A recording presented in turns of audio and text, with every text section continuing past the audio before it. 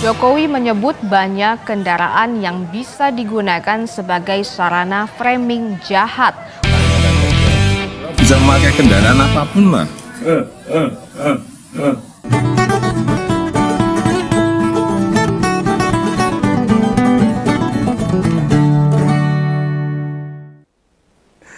Di hari kedua tahun baru kita yang mestinya optimisme dan semangat kerja semakin bergairah. Wah, ini si mantan ini malah masuk kategori pemimpin terkorup di dunia. Dan urutannya urutan puncit-puncit gitu loh. Nah, seperti dalam ngompol kemarin malam sudah banyak tak jelaskan kan. Ada apa dan apa respon Jokowi tentang masalah tuduhan dia seorang pemimpin terkorup di dunia ini. Ya tentunya membantah. Dia bilang korupsi apa? Ya dibuktikan apa? Ya apa? Ya itu kata-kata yang dipakai. Korup apa?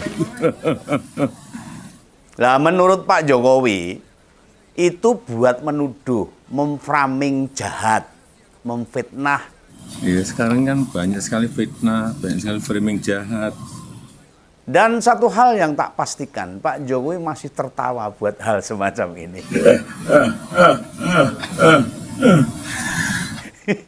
Kalau ngomong ngamati loh, kenapa? Suara bantahan dari para pendukungnya, para pembelanya, kok hampir tidak kedengaran hingga Om Begawan tapping saat ini. Yang sudah tak baca itu dari Projo dan Bung Noel, belum ada bantahan dari partai. Dari menteri, dari orang-orang dekatnya Pak Jokowi. Macam Pak Luhut, Pak Pratikno. Nah, Pak Tito Karnavian sampai dari presiden. Kondisi ini membuat janggal dan lucu gitu loh. Membingungkan.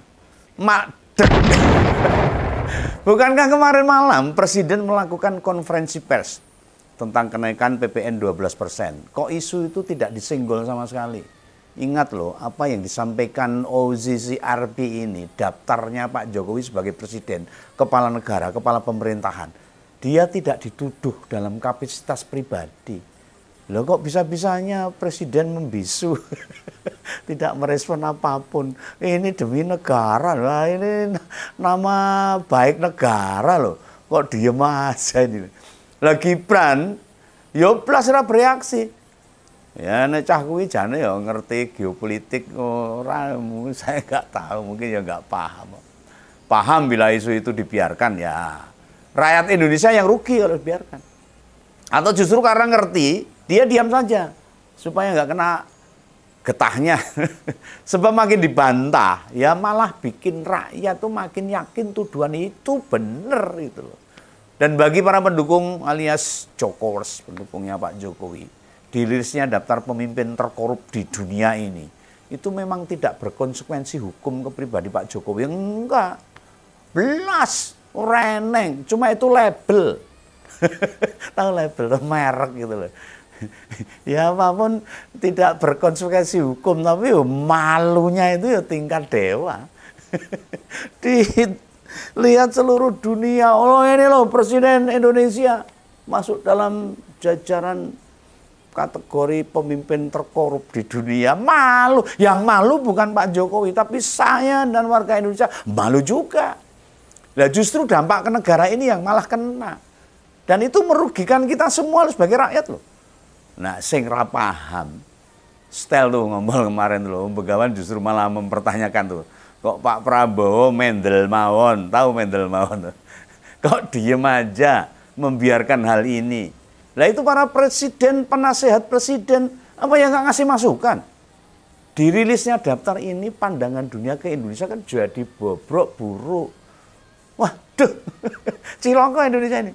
Nah langkah-langkah presiden bakalan ralos, nggak los koge itu, apalagi mau ngutang, ngajak kerjasama, memanggil investor, nawarin peluang investasi, atau kerjasama ke negara lain maupun lembaga keuangan dunia.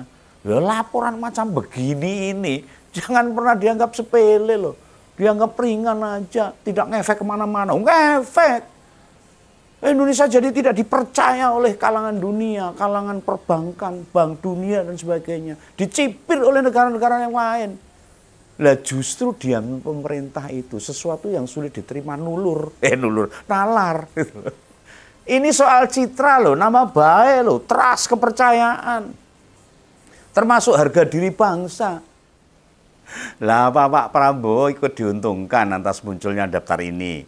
Nek aku duwe kuwasa loh, wis langsung budal yang Belanda saya ngajukan protes sebagai kepala negara, ngajukan gugatan mereka jika tidak terbukti. Jika terbukti ya nanti malah jadi malu sendiri. Dan ini dulu buat pasang badan Nggo Jokowi loh. Bukan bukan untuk pasang badan untuk Pak Jokowi. Oke, Pak Prabowo pasang badan untuk Pak Jokowi. Ini perkara mantan presiden itu diberitakan negatif dan ini harga diri bangsa. Maka seharusnya selayaknya Pak Prabowo sebagai presiden harus budal ke Belanda, ajukan tuntutan. Dan ya naik presiden nggak sempat misalnya itu belum bisa mikir ya minta Menkominfo atau juru bicara presiden kon ngomong kon bicara. Yang kayak gini kok dibiarkan aja, didiamkan aja. Dan ini ngompol bukan mau membela loh, malah mempertanyakan sikap resmi pemerintah. Diamnya kalian itu malah menggiring persepsi publik, opini publik. Oh jojo bener ini yang dikarep ke LSM si OZCRP kuwi. Nah, saran konkret yang Om Begawan usulkan ini, Menteri Hukum harus menggugat lembaga itu. Daftarkan gugatan segera loh. Mana nih Pak Supratman? Gak usah cuti-cuti kerja dulu lah. Ini harga diri bangsa ini. Buat gawe rung genep 100 dina mosok libur preah-prei wae. Lho aku ini loh, ngonten air atau libur. Ada waktu syuting gitu aja. Untuk menyampaikan hal-hal yang supaya dimengerti oleh masyarakat loh. Kalian yang dibayar dari duit rakyat mosok minta preah-prei wae. Praina dipotong gaji gak masalah. Kan dia terimanya malah tetap aja ini para pejabat ini. Bukan hanya kalangan pemerintah aja yang diam. Ini yang saya lihat ini. Partai politik, elit politik, politisi yang sejak dulu pol-polan pro Jokowi. Belas orang krungu suarane. Senyap meneng. Ya Golkar, ya PAN, ya Gerindra. Belum ada yang merespon. Nek Demokrat sama PKB kan sekarang mereka lagi jauhan itu sama Pak Jokowi. Lagi jodraan itu mungkin loh. Tentu hanya PDIP yang malah banyak dilihat publik sekarang ini. Usai mecat Pak Jokowi. Kok ada masukan dia ke daftar pemimpinan terkorup nih, nanti ada tuduhan ke PDIP lagi itu. Dikira yang main PDIP. Wah yang enggak, oh ini lembaga internasional mana bisa di-start-setir. Nggak bisa. Nggak sekelas sembako sama amplop lah. Lah tidakkah ini makin membuktikan apa yang disampaikan PDIP itu jadi benar tepat. Begini loh maksudnya Om Begawan ini. PDIP mencat si kader memang tidak ada sama sekali mengait-ngaitkan sama korupsi, nggak ada. Sementara OZCRP kan memasukkan Pak Jokowi salah satu pemimpin terkorup di dunia. Lah apakah ini tidak terkait? Tidak ada hubungannya, plus tidak berkorelasi. Wes toh, tenang aja sabar, nggak ada korelasinya antara pemecatan Pak Jokowi oleh PDIP dengan daftar pemimpin terkorup di dunia ini nggak ada nih. Dalam perspektif umum, kata korupsi memang sering dikaitkan dengan materi, dengan duit, anggaran, dana, suap, menyuap, dan pencucian uang dan sebagainya. Nah sementara korupsi itu bentuknya bisa beragam loh. Tidak selalu uang. Bisa korupsi waktu, korupsi kekuasaan, korupsi kesempatan, korupsi proses, dan lain sebagainya. Jadi santai aja, kalem aja. Kalem bos. Jadi gini penjelasannya. Ada dimensi korupsi waktu atau korupsi proses di kepemimpinan Jokowi kemarin itu. Tidakkah mengubah klausul usia capres dan cawapres? Itu masuk kategori yang tak sampaikan tadi. Yaitu korupsi kebijakan.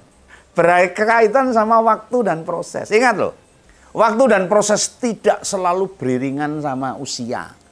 Dirubahnya klausul usia atau diputuskan MK nomor 90 itu memotong proses. Itu korupsi proses namanya. Bukan hanya duit aja. Lah pengalaman kepemimpinan seseorang yang jadi modal penting buat memimpin negara ini digunting begitu saja. Hingga akhirnya Gibran bisa ikut kontestasi dengan tadi memotong proses tadi. Tidakkah itu bagian dari korupsi? Atau di PSI misalnya, seorang kader 2 hari jadi ketua umum, mak bedunduk. Tidakkah itu korupsi kesempatan? Apa mungkin selain Gibran dan Kaisang ada anak muda lain yang bisa mengulangi hal serupa? Yang tiba-tiba jadi wakil presiden dan ketua umum partai politik secara nasional. Lah apa Mas Didit akan diuntungkan dengan apa yang terjadi pada si kakak adik tadi? Mas Didit putrane Pak Prabowo? Enggak. Inilah yang lupa dilihat oleh masyarakat. Lupa disorot. Lupa disambungkan dengan rilis OZCRB tadi. Nah, konteks pemanaan korupsi secara luas inilah yang membuat banyak partai diam 1000 bahasa. Emoh ngomong kok ndak salah. Malah bisa terdampak bagi dirinya. Iso senjata makan tuan kalau dia ngomong.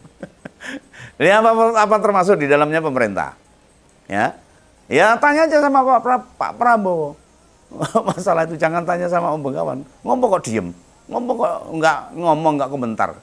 Dan klarifikasi Jokowi kemarin itu, bantahan Pak Jokowi itu dalam rentang waktu yang singkat. Itu bukan perilaku politik Jokowi yang biasanya. Bahasa yang disampaikan juga lugas, toleh apa adanya. Itu Jokowi banget. Nek sampai membantah dengan segera, disampaikan secara lugas, disampaikan secara apa adanya, menandakan si mantan tersinggung. Pak Jokowi tersinggung itu. Ada unsur emosional di sini. Ada upaya mencuci nama dirinya sendiri. Dia merasa terganggu. Dan dia tahu akses ke pemerintah makin kecil. Pintu istana tak lagi terbuka lebar. Makanya dihadapi sendiri. Orang golek bantuan. Mungkin yang lain malah ngetok nih wae. Rante konco. Kan dalam merespon isu-isu soal dirinya, kita hafal banget karakternya. Andai isu itu mau dipermainkan dulu, biasanya mantan presiden itu melempar ke publik, cek ombak dulu. Contoh itu, ya itu terserah rakyat. Itu biasanya kata-kata seperti itu, untuk melempar ke rakyat. Biarkan rakyat yang menilai. Gitu. Kan saya bukan petinggi partai, itu urusan partai. Jadi melempar, bukan diambil. Itu kata-kata yang sering digunakan oleh Pak Jokowi. Dan lain sebagainya. Nek rodok bingung jawab, merespon isu yang berkembang, dia kan bilang seperti ini. Tak tirok ke sisan wae. Wah, saya ndak urus masalah itu. Nah, biasanya gitu. Itu bukan urusan saya. Itu kalau agak bingung menjawab tuh. Atau yang diapali banget sama kita itu. Kok tanya saya? Dan itu ditiru sama anaknya itu. Kata-kata seperti itu, jawaban seperti itu. Nah, tapi apabila wis nyinggung perasaan dia, membuat emosi marah, dan Pak Jokowi tidak terima, dia bakalan bilang dengan kata-kata yang tegas, agak sedikit marah. Apa buktinya? Itu biasanya. Jangan menframing, jangan mengadu domba. Nah gitu. Itu memfitnah itu ya. Gitulah kata-katanya. Urusan tuduhan mantan pemimpin korup itu bisa berkaitan dalam kepemimpinannya loh. Korupsi jadi tumbuh subur bisa. Karena dia memimpin bangsa ini akhirnya korupsi jadi gila-gilaan. Itu dia jadi bisa kategori sebagai pemimpin yang korup. Korupsi jadi tumbuh subur di negara ini. Dan ini bukti fakta bahwa Indonesia korupsi tumbuh subur selama 10 tahun terakhir ini. Dalam kepemimpinan Pak Jokowi. Artinya sebagai kepala negara, waktu menjabat membiarkan atau tidak menghentikan sebuah kebijakan yang punya potensi tumbuh dan berkembangnya korupsi di negara ini. Nah bisa jadi nih OZCRB menganalisisnya begitu. Ini menurut pandangan Bengawan mungkin loh. Tapi tidak tahu, mungkin OZCRB punya batasan-batasan, punya kalkulasi sendiri dalam menetapkan Pak Jokowi sebagai pemimpin dunia terkorup. Mungkin. Lama Jokowi dianggap tidak memiliki sense of corrupt ya bisa. Kepedulian terhadap korupsi ya bisa. Misalnya ini ketika diubahnya Undang-Undang KPK, membuka peluang KPK tidak lagi independen, ya bisa. Bisa powerful menghabisi korupsi, akhirnya tidak bisa tekan hati ini. Tidak power sekali. Cawe-cawenya pada berbagai konstitusi turut pula melanggengkan otorita otoritarismenya dia. Ini juga bagian dari penilaian OCCRP dalam menyematkan pemimpin terkorup di dunia. Nah, akhirnya kekuasaan otoriter terjadi di Indonesia. Juga terbukanya nepotisme. Pelanggengan kekuasaan. Akibatnya rakyat tidak dipedulikan. Makin sengsara. Termehek-mehek. Golek pakan kemeringet. Rekoso gitu loh. Lah kemarin di komentar ngompol ada yang nyebutin OCCRP itu lembaga kecil katanya. Tidak berpengaruh, LSM nggak jelas. Weh, lah wingi kan sudah tak sampaikan, tak uraikan. Tapi biasalah, haters, fakir, miskin, data. Pokoknya nolak duluan tanpa mau nyimak apa yang disampaikan. Jadi gini loh, sebagai lembaga yang didirikan sejak tahun 2012, mereka bekerja secara independen. Ada juga yang nyebut bila pendonor LSM itu George Soros. Saya tak takon, kalau George Soros tuh, mereka punya kontribusi bagi dunia yang lebih baik apa enggak? Mau tahu track record mereka? Apa yang sudah mereka berikan pada masyarakat dunia? Rilisnya itu, OCCRP itu membuat 702 pejabat di berbagai negara mesti mundur. Sekali lagi, 702 pejabat negara. Dan tak pastikan dari 702 pejabat itu belum ada satupun yang dari Indonesia. Nah, dari rilis mereka juga menghasilkan 602 dakwaan atau 602 kasus yang dibawa ke pengadilan. Ini sumbangan bagi dunia internasional untuk menghajar para penjahat-penjahat termasuk koruptor-koruptor.